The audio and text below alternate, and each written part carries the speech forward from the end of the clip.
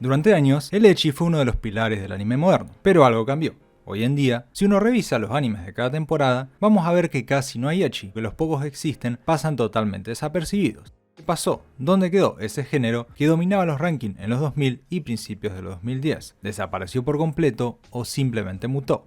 Eso es lo que vamos a analizar en este video, en el ascenso y la caída del ecchi, desde su época dorada, donde era sinónimo de éxito comercial, hasta su situación actual, con una presencia cada vez menor en la industria. Vamos a repasar datos, tendencias y algunos factores culturales que explican su declive.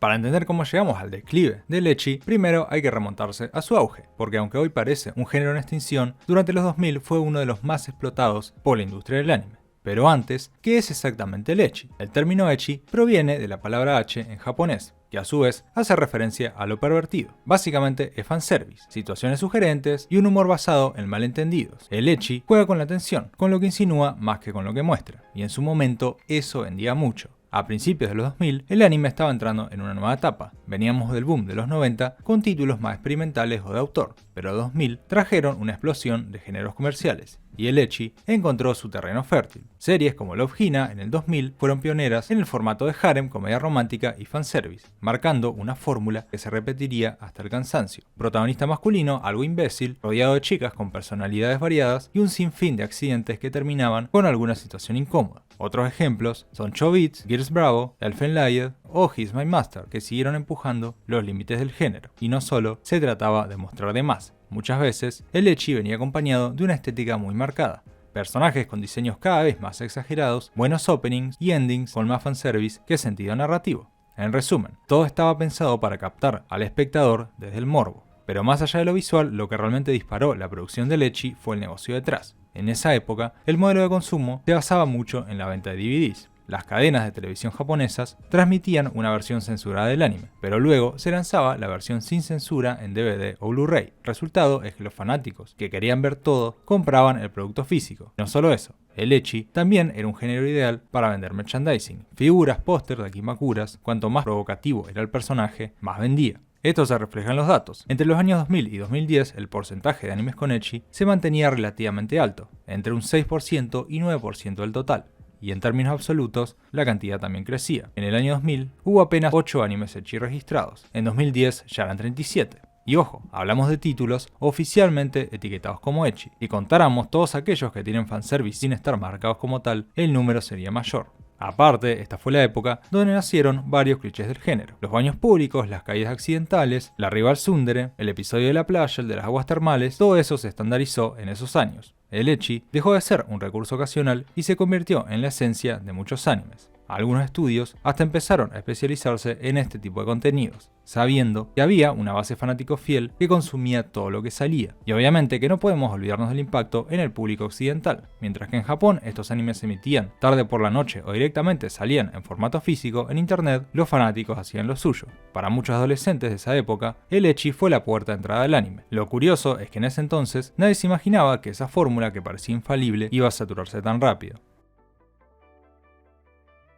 Si los 2000 fueron el terreno de prueba para el ecchi, entre el 2010 y 2015 podríamos decir que el género alcanzó su punto máximo. Fueron los años donde el ecchi no solo estaba presente, sino que dominaba buena parte del mercado. Ya no era un género de nicho, era una estrategia comercial clara, y los estudios lo sabían. En esta etapa, el ecchi se volvió más explícito, más descarado y sobre todo más consciente de sí mismo. El género ya no disimulaba sus intenciones. Los animes sabían que el público venía por fanservice y se lo daban sin vueltas. Muchas veces el argumento era apenas una excusa para encadenar escenas subidas de tono, pero a diferencia de la década anterior, donde el ecchi convivía con cierto intento de narrativa, acá directamente era el núcleo. Uno de los mejores ejemplos y el que todos conozcan es High School DxD, una serie que resumía todo lo que era el ecchi en ese momento. Demonios, poderes sobrenaturales y un protagonista que no tenía miedo de admitir lo que quería. Y aunque la historia tenía su toque de acción y drama, todos sabíamos por qué la veíamos. Lo mismo pasó con To Love Ru, llevando al ecchi al límite de lo permitido. Habían escenas que solo podían emitirse en Blu-ray, pero hay que admitir que To Love Ru fue parte de una fórmula comercial que funcionaba, ya que en muchos casos el éxito de estos animes no se medía tanto por el rating de televisión, sino por la cantidad de Blu-rays que lograban vender después cuando venían sin censura. Otro caso icónico fue el de Shokugeki no Soma. Aunque técnicamente no es un anime ecchi puro, el fanservice estaba tan integrado que se volvió una de sus señas de identidad.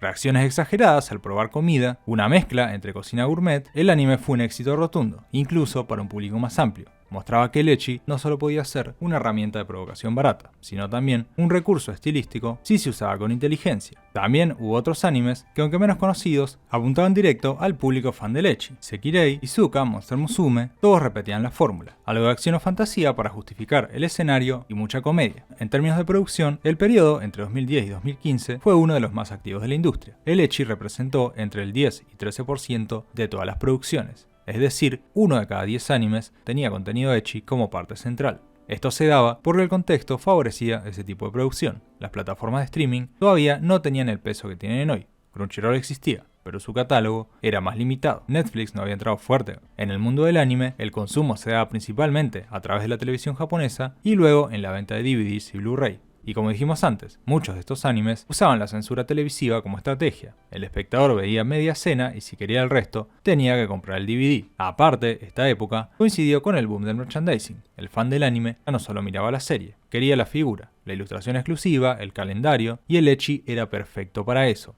Cada personaje estaba diseñado para ser atractivo visualmente, para que se pudiera vender como producto. Y si cada temporada había 2 o 3 animes ecchi nuevos, mejor aún. Siempre había algo nuevo para consumir. En internet, el impacto también era evidente. Páginas como MyAnimeList, Reddit o hasta blogs personales estaban llenos de capturas, GIFs, edits y discusiones sobre los nuevos animes ecchi de cada temporada. El género estaba normalizado. Hasta quienes lo criticaban reconocían que el ecchi era una parte fundamental del anime comercial de la época. Y si bien ya empezaban a aparecer críticas sobre la saturación del género o sobre lo repetitivo de las fórmulas, todavía había una sensación de estabilidad.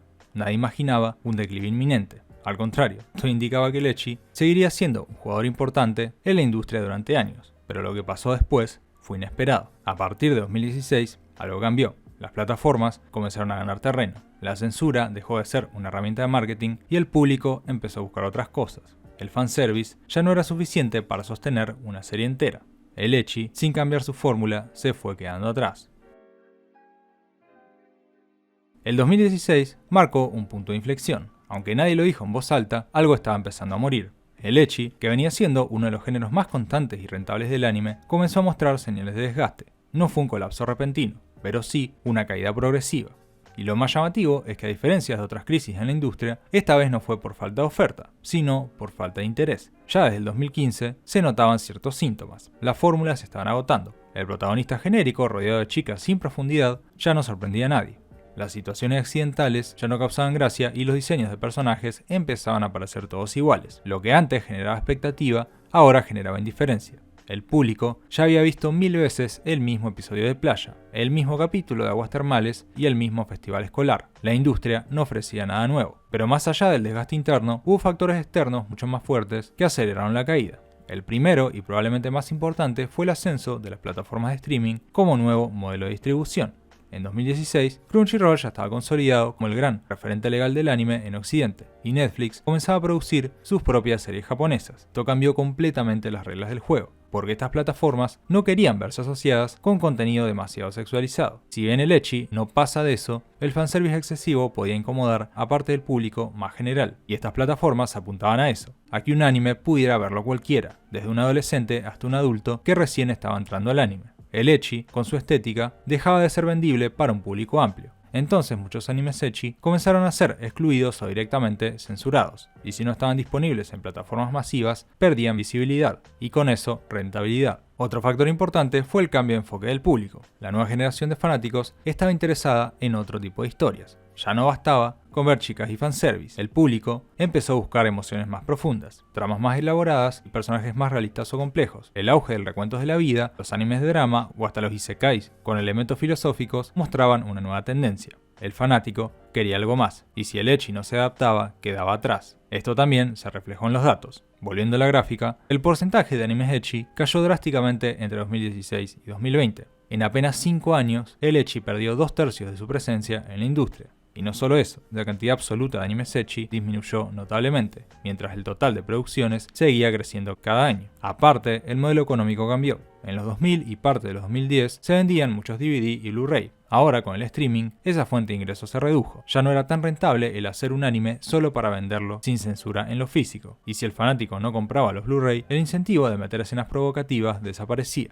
Las plataformas querían animes limpios y los discos ya no se vendían como antes. El resultado fue que el ecchi perdió su lugar natural, y aunque hubieron intentos de mantener vivo el género, cada vez fueron más tibios. Keijo, Prison School, Mahou Gakuen ya no sorprendían a nadie. Hasta el harem, que siempre fue el compañero inseparable del ecchi, empezó a perder fuerza. Los protagonistas masculinos cada vez generaban menos simpatía y las chicas ya no tenían desarrollo ni atractivo más allá del diseño. El espectador, que en otra época aceptaba todo eso con entusiasmo, ahora quería algo más. También surgieron voces críticas dentro y fuera de la comunidad. En las redes se empezó a cuestionar el rol del ecchi, la falta de diversidad o el tratamiento de los personajes femeninos y, como no, llegando más a la actualidad, la fragilidad en redes sociales también ayudó a que el género empezara a desaparecer. El ecchi pasó de ser un género dominante a convertirse en una rareza de temporada. Ya no estaba en las portadas de los sitios de anime ni entre los títulos más vistos. Si aparecía era algo como anecdótico, como un guiño para la nostalgia. Lo más irónico es que mientras el ecchi caía, otros géneros más serios empezaban a incorporar su propio fanservice pero de forma más cuidada. Animes como Darling in the Franxx, Sonobisque Doll o hasta shonen como Fire Force daban escenas ecchi pero dentro de un contexto narrativo más sólido. El ecchi puro había perdido su lugar, pero sus recursos seguían vivos, solo que ahora estaban camuflados.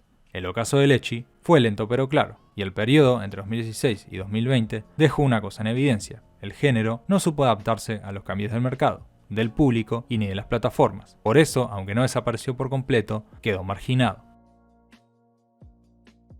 Para el 2021 ya no había dudas, el ecchi había dejado de ser una fuerza dominante en el mercado. El género, que durante años supo estar entre los más rentables y presentes en cada temporada, ahora se había convertido en una rareza. ¿Seguía existiendo? Sí. Todavía aparecían animes con fanservice, pero ya no eran los protagonistas del mercado. El ecchi había pasado de moda. Desde el 2021, el ecchi se mantiene estable en torno al 4% total de producciones anuales. Eso no solo representa una caída enorme respecto a sus años dorados, sino que también se da en un momento donde la cantidad de animes producidos por año es más alta que nunca. Es decir, que el anime crece, pero el ecchi no crece con él. Se estanca, pierde lugar y se vuelve irrelevante para la mayoría de los estudios. Ahora las plataformas de streaming ya no son una opción, son la norma. Y con cada vez plataformas apostando al anime como Amazon Prime, Disney Plus, el ecchi no tiene su lugar. A pesar de que en los últimos años han llegado nuevas propuestas como Ayakashi Triangle o Shumatsu no Harem, ninguno logró un éxito real. Algunos hasta fueron ignorados, otros criticados por lo vacíos o polémicos que eran, y ahí nos dimos cuenta que el ecchi ya no tenía la fuerza para competir en un mercado saturado de contenido de calidad. Y mientras tanto, otros géneros toman su lugar. Romances más maduros como Kaguya-sama o Horimiya, recuentos de la vida que conectan emocionalmente como Bocchi de Rock, o animes con estéticas provocativas